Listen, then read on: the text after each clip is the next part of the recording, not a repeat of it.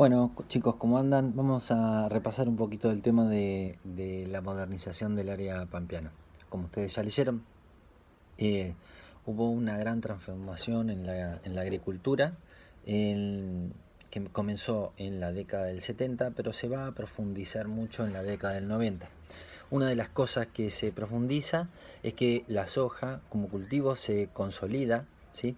Desplazando a los otros cultivos pampeanos, como podría ser el maíz, el trigo y el girasol, y principalmente se va a dar por diferentes motivos.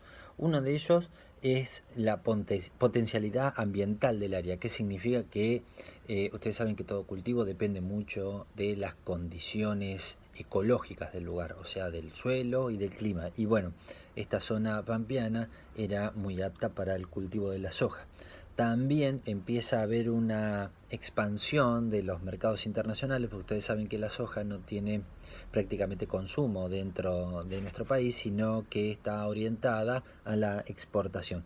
Y obviamente también estuvo impulsada por los precios altos. Otro de los cambios que va a haber tiene que ver principalmente hay nuevas prácticas de labranza. ¿Qué significa? Empieza a ser cada vez más importante la siembra directa. ¿Qué consiste la siembra directa? Consiste en unas nuevas maquinarias y en donde también hay semillas que están modificadas genéticamente, en donde ya se rompe esas técnicas de laboreo que se hacían antiguamente o años anteriores, en donde había una gran preparación de la tierra. Ahora con la siembra directa, directamente arriba del rastrojo, ustedes ya saben lo que es el rastrojo, si no pregunten, prácticamente se está sembrando y fumigando para terminar de matar ese rastrojo. ¿Qué significa? Que termina una cosecha e inmediatamente el campo empieza a producir nuevamente. Esto también tiene que ir aparejado de una fuerte dosis de fertilizantes.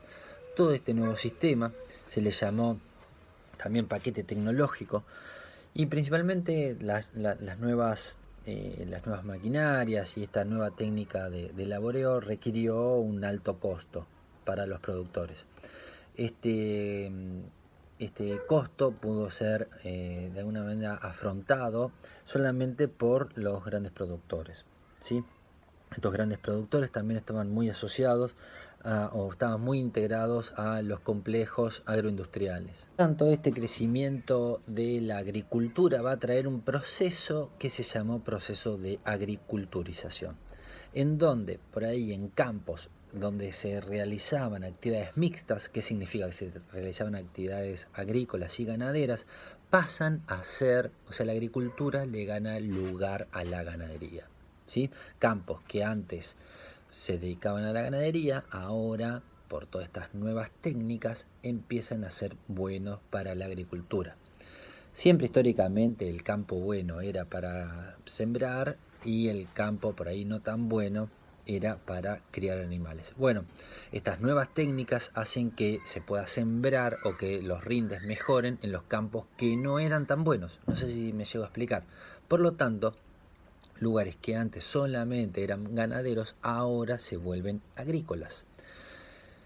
¿Qué es lo que empieza a suceder entonces? El ganado empieza a tener cada vez menos espacio de producción y empiezan a aparecer en gran medida los feedlots. Si ustedes saben lo que es no saben lo que es los feedlots, es una ganadería practicada a corral intensiva.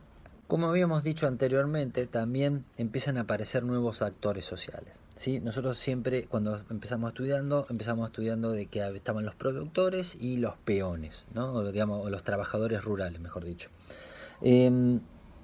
Acá empieza a aparecer, y también veíamos que estos productores se podían dividir en grandes, medianos o pequeños productores. ¿Sí? Bueno, resulta que a todo este paquete tecnológico y toda esta transformación que se da en la parte agrícola, solamente van a poder ir accediendo los grandes productores. Por lo tanto, muchos de los pequeños y medianos tuvieron que vender sus campos, vender sus propiedades o empezaron a arrendar. ¿Sí? Empezaron a alquilar su campo, pero ya no producían su propia tierra. Esto provocó principalmente una concentración en la propiedad, o sea, cada vez la tierra queda en menos personas, y también fue muy importante la concentración de la producción, ¿sí? Muchas veces, ¿por qué? Porque uno era dueño de la tierra, pero no estaba en condiciones de poder producirla, que cada uno lo pudiera producir su propia tierra. Por lo tanto, también lo que se da es un desplazamiento de la gente que vive en el campo hacia la ciudad. Ya vimos que no es la primera vez que pasa esto. Las maquinarias, cuando aparecieron los tractores, cuando aparecieron las primeras cosechadoras, también había sucedido a principios del siglo XX, en la primera mitad del siglo XX, ¿sí? Y ahora se da un nuevo despoblamiento rural. Dicen unos nuevos actores sociales, que son los contratistas. Estos contratistas invirtieron o invierten mucho en lo que es la maquinaria, pero generalmente no son dueños de la tierra, sino que le alquilan las tierras para producir a aquellos propietarios que no tienen los medios, ¿sí? Por lo tanto, también están de alguna manera, o muchas veces brindan el servicio del trabajo de la tierra. Por lo tanto, empezamos ya a separar que antes era el productor, el que tenía la tierra y el que tenía las maquinarias, y ahora vemos que por ahí un dueño de un campo no tiene las maquinarias, y puede ser que un dueño de maquinarias no tenga campo, ¿sí? Bueno, va a aparecer también otro nuevo actor social, que es de alguna manera los fondos de inversión, o él vendría a ser el socio capitalista de esto. Muchas veces se han organizado en fondos, en pool de siembra, ¿sí? En los fondos de inversión, también llamados pool de siembra. ¿En qué consiste esto? En que ya ahora se dividen en tres. Por un lado están los dueños de la tierra, por otro lado están los que aportan las maquinarias, y por otro lado están los que aportan el capital. ¿Qué significa aportar el capital? Significa aportar el dinero que se necesita para afrontar una producción. Muchas veces estos fondos de inversión no tenían nada que ver con el campo, es de gente por ahí que tienen que ver con, digamos, ligado a las ciudades, pero que han encontrado en los pools de siembra una manera de invertir relativamente de manera segura y que daba mucha ganancia. Estos pools de siembra, repetimos, antes el dueño del campo era el que ponía el dinero para sembrar y era el que ponía las maquinarias. Ahora son tres grupos distintos. Por un lado están los dueños de los campos, por otro lado están los contratistas y por otro lado están los inversores o los fondos de inversión. Obviamente que esto no se da en todos los lugares de la misma manera, pero es la tendencia, digamos, es lo que está sucediendo en el campo hoy en día. También lo que empieza a pasar es que el valor del suelo empieza a aumentar muchísimo, ¿sí? Y por lo tanto, ¿por qué? Porque deja mucha ganancia a la agricultura, y por otro lado empieza a haber una presión mayor sobre el recurso natural, o sea, empieza a utilizarse de una manera mucho más intensiva. También este sistema esta actividad que es primaria, empieza a, de alguna manera, tener mucha relación con las actividades secundarias, o sea, la parte industrial y la parte de comercialización. Por lo tanto, empiezan algunas ciudades de tamaño intermedio dentro de la región pampeana, en donde empiezan a hacerse fuertes del lugar agroindustrial. El caso, por ejemplo, de Rafaela, que tiene una gran cantidad de fábricas de maquinarias agrícolas. También empieza un circuito alrededor, cerca de la ciudad de Rosario, que es de Armstrong, Las Parejas, Casilda. Acá incluso en la región pampeana también empiezan a ser ciudades como Chivilcoy, como 9 de Julio, también muy importantes con el tema agroindustrial. Por lo tanto, vemos que esta agricultura le está ganando lugar a la ganadería.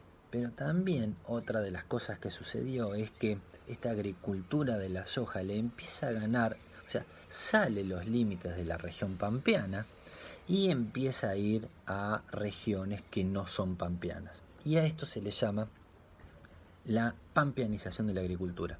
¿Qué significa? Que en el norte de nuestro país principalmente, en lo que es el noreste y el NOA, el noroeste argentino, empieza de alguna manera a reemplazarse esos lugares donde se hacían los cultivos propios de esa región, empiezan a ser reemplazados por cultivos y prácticas que eran propias de la región pampeana, entre ellos obviamente la soja. Entonces no solamente empieza, por ejemplo, a campos que eran destinados a campos de algodón en la zona del Chaco a empezarse a sembrarse con soja, sino que también hay lugares donde se empieza a deforestar justamente para practicar las prácticas agrícolas. Y esto significa que la frontera agraria se va corriendo. ¿Qué significa esto que es la frontera agraria se va corriendo? Significa que había lugares donde por ahí no eran aptos para la agricultura por cuestiones de clima o por cuestiones de suelo, y ahora empiezan a ser aptos. ¿Por qué? Porque cambia las técnicas de laboreo, como dijimos, cambian las semillas que se vuelven más resistentes a las plagas o a los tipos de suelo que por ahí no eran tan buenos. También empieza, digamos, se intensifica el riego artificial. Entonces lo que estamos viendo ya no es, digamos, son verdaderos ambientes agrícolas donde se modifica todo ese lugar para que pueda practicarse la actividad agrícola. Obviamente esto también va acompañado de un contexto económico que lo favoreció, ¿no? Principalmente fueron los precios altos, ¿no? Al tener muy buen precio, especialmente en los últimos 15 años, este proceso de agriculturización y de pampeanización de la agricultura se fue cada vez más acentuando. En definitiva, y como para ir resumiendo por qué cambió tanto el campo argentino en los últimos años. Bueno, principalmente también hay una política estatal que, digamos, que se refleja en un marco jurídico y financiero de que son aptas. O sea, si no hubiese habido gobiernos que les convenía hacer esto, no se hubiesen dado. También hay obviamente los adelantos en la tecnología que se aplicaron al cultivo de la soja, como dijimos, la siembra directa y el paquete tecnológico. Y otra cosa no menor tiene que ver con lo que pasaba en nuestro país en la crisis, digamos, con lo que fue la crisis en los años 90, donde hubo en el campo un fuerte endeudamiento, donde el precio de la tierra bajó muchísimo, en donde mucha gente ha vendido sus campos y de alguna manera empieza una concentración en la tenencia de la tierra. Y también lo que pasó es que después va a pegar un gran salto la actividad agropecuaria con la devaluación después de la post-crisis del 2001 y también un aumento de precios a niveles internacionales. Recuerden que la soja es un commodity, o sea que es un producto que se vende a nivel mundial y su precio depende de precios internacionales. Bueno, ustedes todos sabrán que en Estados Unidos empieza una guerra digamos, contra Afganistán y luego contra Irak. Eso provocó de alguna manera un alza en los precios del petróleo y también trajo aparejado una gran alza en los precios de las commodities agropecuarias. Por lo tanto, teníamos un gran adelanto tecnológico, teníamos una política nacional que estaba orientada a esto, una política, digamos, un contexto internacional que favorecía. Por lo tanto, en los últimos años la actividad agrícola ha crecido de manera sorprendente. Bueno, esto es un poco un resumen de lo que ha pasado. ¿Qué van a tener que hacer ustedes? Bueno, la idea es que van a tratar de hacer lo siguiente. Van a tratar de encontrar a una persona de campo, ¿sí?, que sea ligada a la actividad agropecuaria y que con su celular se puedan filmar o que les manden un audio en donde diga qué fue lo que más cambió en el campo en los últimos 20 años. Usted no le cuente nada de esto que estuvimos charlando. Simplemente hagan esa pregunta. Puede ser un audio de WhatsApp. ¿Qué cambió en el campo en los últimos 20 años? Y me lo envían o me lo envían a mí en la clase de Claro. Bueno, listo chicos, espero les haya quedado claro. Resulta que, digamos, más allá de la explicación, es fundamental que ustedes lean el texto y bueno, nos estaremos encontrando dentro de poquito. Cuídense mucho, seguimos en contacto.